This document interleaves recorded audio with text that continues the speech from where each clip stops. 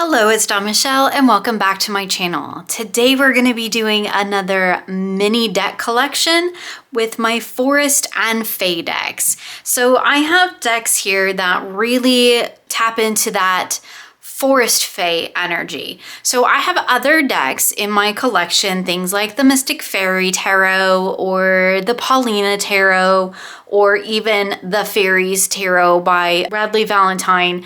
Those decks I consider fairy decks, as in kind of that Victorian, almost childlike fairy energy. The decks that we're going to be taking a look at today have a much deeper, much more primal or almost feral Fae energy, and most of those actually blend in a magical forest as well. So I've kind of combined those two things because in my mind, those two things kind of go together, and I thought the perfect deck to start things off with is the Forest of Enchantment Tarot. Now, I have talked about this deck multiple times on my channel. It's been showcased in many, many videos. But one of the things that I think this deck does really, really well, besides also incorporating the kind of fairy tale aspect of things, is that it does show that kind of darker, maybe shadow, maybe a little bit more primal, a little bit more instinctual side of that Forest Fae energy. I know a lot of people consider this their hug deck, which is really, really cool. For me, this deck never pulls any punches and it tells me exactly what I need to hear, whether or not it's the thing that I want to hear. And so it has a bit more of that primal edge to it for me. And again, this is probably just how I interpret the deck and how I work with it and what I've used it for. But I think the imagery also really applies to that kind of Forest Fae vibe. Everything is very, very green. I mean, look at this color palette that is like a forest in your hands. There's also fairy tale aspects to this deck, but I feel like there's also a little bit of that trickstery Fae energy in this deck, as in, it's not always the most pleasant thing in the world, right? Sometimes I come to this deck and I'm like, ooh, I'm gonna get a nice little fairy tale message. And no, that's not what it's gonna give me. Like I said, it's gonna tell me what I need to hear, not necessarily what I want to hear. And so for me, the energy of the deck is really in that Fae space, and the imagery of the deck is really in the forest realm. And so I think it's a beautiful blend of these two kind of concepts, the sort of Forest Fae. I know there is a little mini deck called Forest Fae, I think, which is really cute. I had that at one point as well. But I think that this deck is just a wonderful example of that kind of blending of those two things. So another deck that I feel like really inhabits that kind of darker energy, the shadow side of the Forest Fae kind of theme here, is the Tarot of the Secret Forest. Now, these are all little fairies. Like, judging by the size of the bugs and the plants around them, these are like teeny tiny little fairies or fae. And that's something that, like, the size of them would normally make me think more fairy. However, the energy of this deck is very much, again, in that Fae realm where it feels like it's a little bit trickstery, a little bit shadowy. It can still be really nurturing and supportive when it needs to, kind of similar to the Forest of Enchantment Tarot.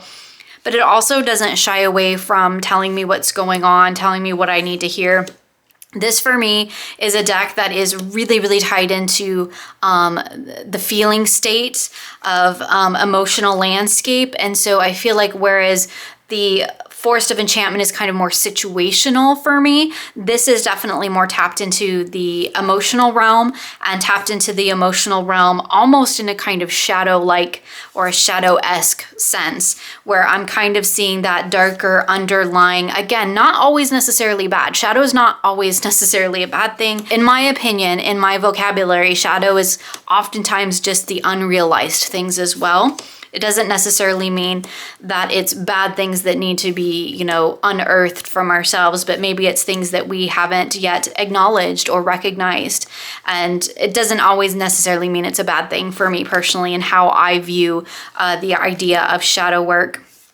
So this deck really works well for me for that. I also love that it has the black and white versions or sketches of the cards on the back. A lot of times I do work with those. I will flip the deck around half and half, kind of like you would do if you were using reversals, one side facing up and one side facing down. And if I get cards that are turned to the back like this, for me that indicates something different depending on what I'm doing with it and what kind of work I'm doing. But it usually indicates a more primal response to the situation, a more primal emotion than maybe what I see on the surface with this deck. So another deck that has the really strong Fae energy for me is the Hush Tarot. And this is actually something I really didn't come to appreciate in this deck until I did some very deep Fae work throughout this month, or have been doing some very deep Fae work throughout this month. And before I would have just told you this is my tarot of life and death. And I still very much hold true to that. This is a deck that really does showcase or shine a light upon the death and decay and rebirth aspect of life itself, which I think is absolutely beautiful. I don't have a ton of decks that do that in this kind of a way. But ever since I started doing my Fae work, I can definitely see that energy in this deck as well. Some of these characters do feel like they are very other, as in they are in the, maybe coming forth from the Fae realm. There's just that kind of quality to it. I know a lot of people have mentioned that in conjunction with this deck, that it very much feels Fae to them. And now that I kind of have a better understanding of what that means to me personally, I can definitely see that Fae energy within this deck as well. But it's one that I can use for a lot of different things. It does have a little bit of a foresty vibe. There are a lot of cards that take place in kind of a foresty atmosphere. If I could find one, here's one. Or maybe kind of even like just this wild garden. That's a little bit of the sense that I get from this. We can see that here in this wheel card and the devil here. Maybe also not just forest, but like a wild garden, a garden gone feral. And it's beautiful, but I can definitely see and pick up those Fae aspects about it now, because some of these characters and some of these images, some of these depictions really do kind of tap into that Fae energy. Like here's a good one where we have a person riding a bird. That again is very much a Fae energy for me. So another deck that I feel like has that kind of forest, Fae, and fairy tale aspect to it is the Bauer Tarot. This tarot deck I feel like has much more of a leaning towards the fairy tale energy of the Fae. And so it feels like a deck of stories. It feels like a deck of these Fae stories, or Fae tales rather than fairy tales, or more like older fairy tales, right? Not the Disney-fied version, but fairy tales that were told, that were passed down through the generations and things of that nature. I definitely still get a little bit of a Fae energy to this because it does have some imagery that feels like it could occupy or be in the Fae realm. We definitely have like trolls and ogres and things like that as well. But it definitely feels like a deck of Fae tales, of stories around this kind of magical realm, that just this place that is just other from where we are. And I feel like where a lot of tarot decks kind of take us into that space, like we saw with the Forest of Enchantment or the Tarot of the Secret Forest, where it's inviting us into that space. This deck is telling us stories about that space. So that's kind of how I see it. It's a little bit of a different take on it, kind of like if you were listening to somebody tell you a story or looking through a story book. But again, still very much occupying that Fae realm for me. And in fact, this was one of the key decks that I've been working with my Fae work in the monthly medicine for July. So now let's take a look at a deck that I feel like kind of bridges those two things. It's kind of a little bit like a fairy tale book or a fae tale book, as well as a deck that invites us into that space. And that's the Förhäxa Tarot, or Förhäxa, however it is you pronounce that.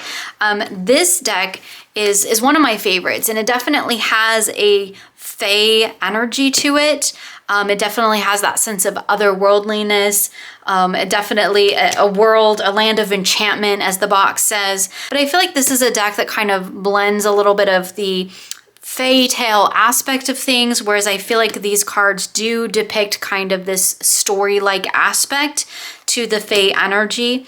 But it's also a deck that kind of invites me into it as well. So like it invites me to come sit down within this card, and then it's going to tell me the story. It's more like stepping into the pages of a book and then watching it play out in front of you. And it's just a really, really interesting one. I've had some fabulously profound readings with this deck, and I have rehomed a couple of other decks that I felt like kind of competed with it, because I would always reach for this one first. It just has kind of this vibe and this energy that really, really speaks to me, and it talks to me in a language that I can understand. And for me, that's really important with my Fae decks. I really need them to be able to communicate with me in a way that I can understand, because working with Fae energy is something that's fairly new to me. I am really enjoying it. I'm having a lot of fun with it, but it is something that I'm still learning about. And so it is really important that I have a deck that kind of meets me where I am. And I feel like the Förhäxa does that. So another deck that I feel like kind of takes us into that Forest Fae world is the Stolen Child Tarot. Now, this is a deck that for me feels like kind of inner child Fae work. It definitely feels like it occupies the space of Fae. I do feel like there's a little bit of a forest energy to it. But it, for the most part, feels like it is a deck that invites me to do inner child work, to get in touch with that part of myself, to explore that kind of wonderment that we have as children that we lose most of the time as an adult, where we aren't, as adults, as open to the wonder and the enchantment of the world around us. And this deck for me is really a deck about encouraging me to kind of stop and appreciate that and really jump into that wonderment of the world. It's doing it through these stories that it's telling me within these cards that happen to take place in this Fae world. So again, it's kind of that inviting me into the story, but it's definitely a deck that has a specific kind of energy, and it's really looking for me to work with it in a way that kind of sparks that youthful creativity, that youthful wonderment, looking at things and seeing the everyday world as being enchanted, which is, you know, kind of funny because this is definitely not the everyday world, but we do have things within this deck that we might see in the everyday world. You know, we have flowers and rivers, and we have animals and birds, and all of these things that exist in our world that we don't see the enchantment of them anymore. We don't see the wonderment of them anymore.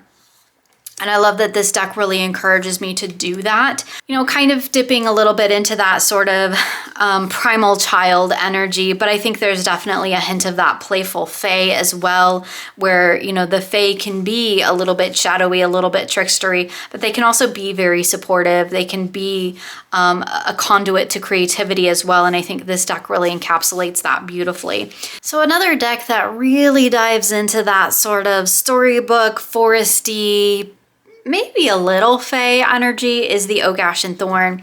This one, I feel like even though we don't have necessarily any sort of Fae depicted, there is still this kind of underlying enchanted kind of Fae energy within this deck for me.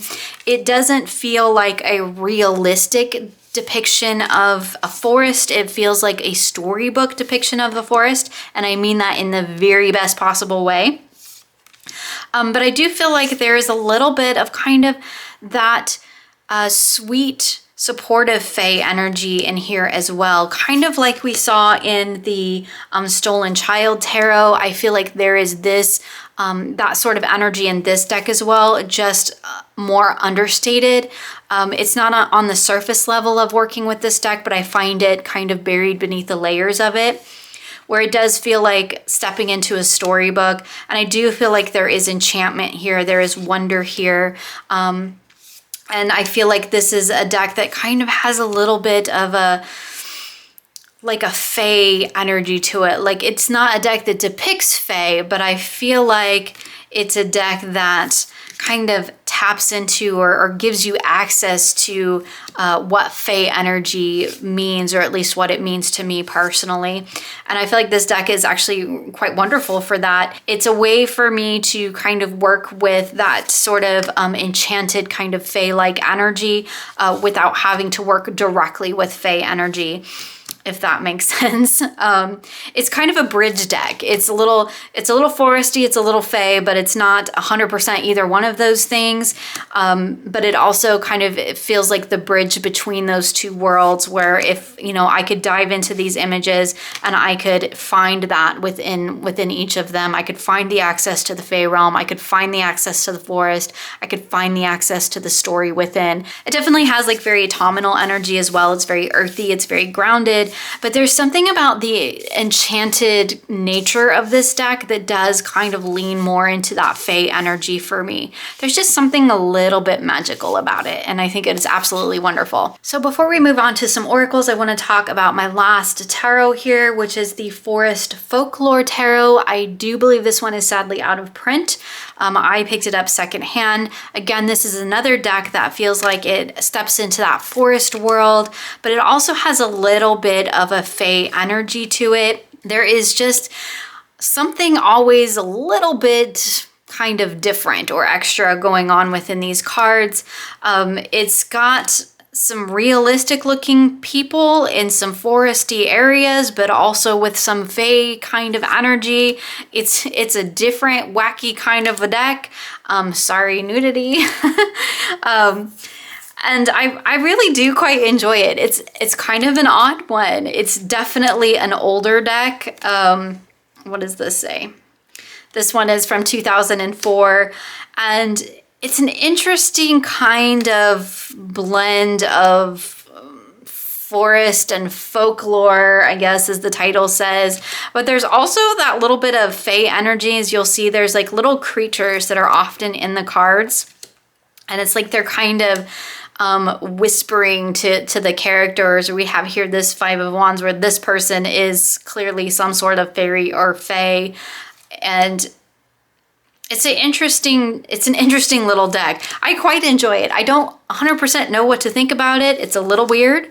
Some of the images kind of make me giggle, but it's just kind of like fun and interesting and different. This to me feels very much like the playful aspect of the Fae energy. The kind of, not trickstery in a mean sense, but kind of playful, joke around, let's have some fun kind of an energy. That's definitely what I get from this deck. It kind of just invites me into that playful side of the Fae energy, as in kind of like not taking things too seriously. I feel like that this deck does that really well. Some of these images are really hard to take seriously, so that I think definitely helps kind of tap into that playful energy. I mean, where did he go? That Five of Rings there, right? Like, how can you take him seriously? Like, he just is like, oh no, my rings. But like, I mean, there's some truth to that, right? Your rings have fallen over. That's a big fat bummer, but you know, it's not the end of the world. And I kind of get that energy about this deck too, which is just kind of fun. So moving into oracles, we're going to talk about the two other out of print decks that I have here in this little collection for you. Again, I apologize. I'll leave timestamps if you want to skip past these. This is the Tree Whisper Oracle by Mags Black, the Secret Garden edition. And again, this is out of print, but this to me definitely has a forest Fae energy. These trees feel like individual spirits that you can tap into. They definitely have a sort of guardianship energy for me. And I think I've talked about this deck a couple of different times on my channel. I apologize for showing out of print decks, but this really truly is a treasured part of my Forest Fae collection that I have. And it's a deck that I worked with quite a bit. I continue to work with.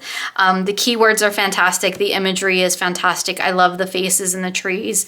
And I definitely get that kind of foresty Fae energy, that kind of tree spirit energy. But this particular sort of spirit Fae energy feels very supportive, very nurturing. It's like the grandmother energy of that.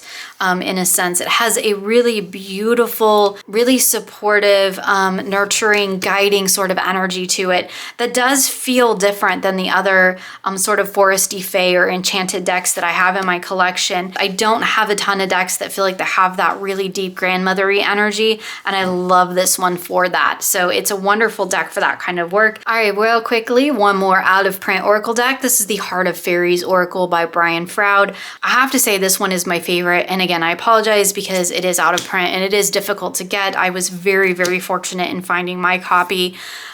This deck though definitely feels like it taps into the heart of the Fae.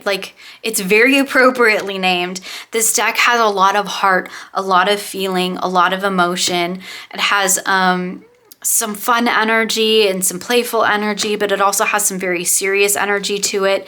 There are a lot of cards in this deck that really kind of help me tap into seeing the things that I don't necessarily want to see, and not in a shadow work kind of way, just this is the thing you're not currently seeing, right? It's hidden from you in some way, or you're not acknowledging it in some way. A lot of times it has to do with creative work for me with this deck, but also does tap very much into the emotional landscape as well. I find this one to be just so much more approachable and accessible than the other one. And I'm sorry to say that because it is difficult to get a hold of, so I won't linger on it too long. So if you're looking for a more accessible Fae Oracle, this is the Brian Froud Faeries Oracle. This particular deck has a totally different energy for me than the other deck does. It feels very, very Fae, but it feels very otherworldly Fae.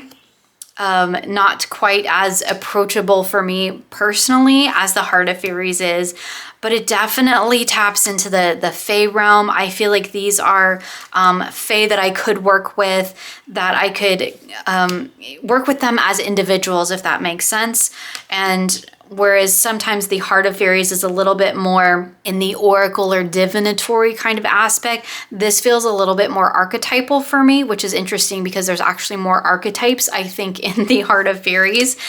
But this feels more primal. It feels more raw. It feels more archetypal, whereas the other one feels a little bit more divinatory, a little bit more oracle-like. I feel like that is an oracle of Fae, and this is a deck of actual Fae that you can connect to. And when you read the guidebook, they very much talk about, asking which Fae want to be included and which ones want to step forward. And I think having read that, I definitely get that sense of like, these could be individual Fae that you could, work with individually and speak to and things of that nature. So it's an interesting one. I feel it's a little bit more, I don't want to say cold, but a little bit more removed than the Heart of Faeries is. I don't feel quite as emotionally invested in working with it, if that makes sense, but it is a beautiful, beautiful Fae deck, and it definitely, of all the decks I think that I have, this is the one that feels like holding portals to these Fae creatures in your hand. That's how I would describe this deck if I had to, which I'm trying to. So another Oracle deck that I feel like kind of has a little bit of Fae, sort of otherworldly creature energy to it is the Into the Lonely Woods. I adore this deck. These creatures, I have just enjoyed connecting with them. I've been using this for daily card pulls, and there's definitely something very Fae, very otherworldly about this particular artwork and about this particular deck. And this deck, as the, I think the other deck is called Gentle Creatures by the same artist, different deck creator, I believe, and possibly even different publisher. The one I currently have here is Into the Lonely Woods. It definitely feels like a deck of gentle creatures, but they do have this sort of Fae, otherworldly energy to them. And oh my goodness, they are so cute. If anybody has seen Labyrinth, this is like Ludo, if anybody's seen that movie. And it just, it so gives me Ludo vibes. I love it. A lot of these creatures feel like that to me. Like this one too. This is one of my absolute favorite cards in the deck. It just has this really kind of gentle, comforting Fae energy. It's definitely one that I would pull from to get a gentle message at the end of the reading or at the end of the day, or at the beginning of the day as I've been using it.